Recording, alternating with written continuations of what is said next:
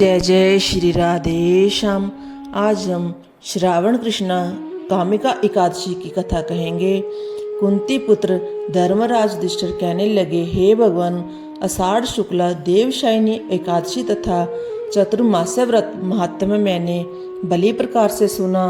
अब कृपा करके श्रावण कृष्णा एकादशी का क्या नाम है सो आप विस्तार पूर्वक कहिए।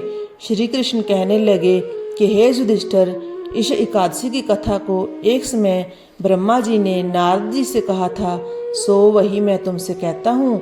नारद जी ने ब्रह्मा जी से पूछा था, हे पितामह, श्रावण मास के कृष्ण पक्ष की एकादशी की कथा सुनने की मेरी इच्छा है। इसका क्या नाम है, क्या विधि है और इसका आत्म्य क्या है, सो आप कृपा करके मुझसे कहिए। नारद जी के ये वचन सुनकर ब्रह्मा जी ने कहा, हे नारद, सब लोगों के हित के लिए तुमने ये बहुत सुंदर प्रश्न किया है। श्रावण मास के कृष्ण पक्ष की एकादशी का नाम कामिका है। उसके सुनने मात्र से वाजपेय यज्ञ का फल मिलता है। इस दिन शंख चक्र गदाधारी विष्णु भगवान का पूजन होता है, जिनका नाम श्रीधर, हरि, विष्णु, माधव और मधुसूदन है। उनकी पूजा करने से जो फल होता है सो सुनो। जो फल गंगा, काशी, नैमिषारण्य और पुष्कर स्नान का नहीं होता, वह विष्णु भगवान के पूजन से मिलता है। जो फल सूर्य व चंद्र ग्रहण पर, कुरुक्षेत्र और काशी में स्नान करने से, वन सहित पृथ्वी का दान करने से, सिंह राशि के बृहस्पति में, गोदावरी और गंडकी नदी में स्नान करने से भी प्राप्त नहीं होता, वह भगवान विष्णु के पूजन से मिलता है। जो मनुष्य श्रावण में भगवान का पूजन करते हैं, उनसे देवता, गंधर्व और सूर्य आदि सब पूजित हो जाते हैं। अतः पापों से डरने वाले मनुष्यों को कामिका एकादशी का व्रत और विष्णु भगवान का पूजन अवश्य में करना चाहिए।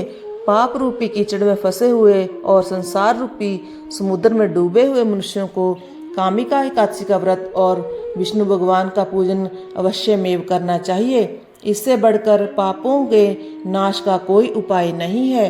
हे नारद, स्वयं भगवान ने यही कहा है कि कामिका व्रत से जीव कुयोनि को प्राप्त नहीं होता।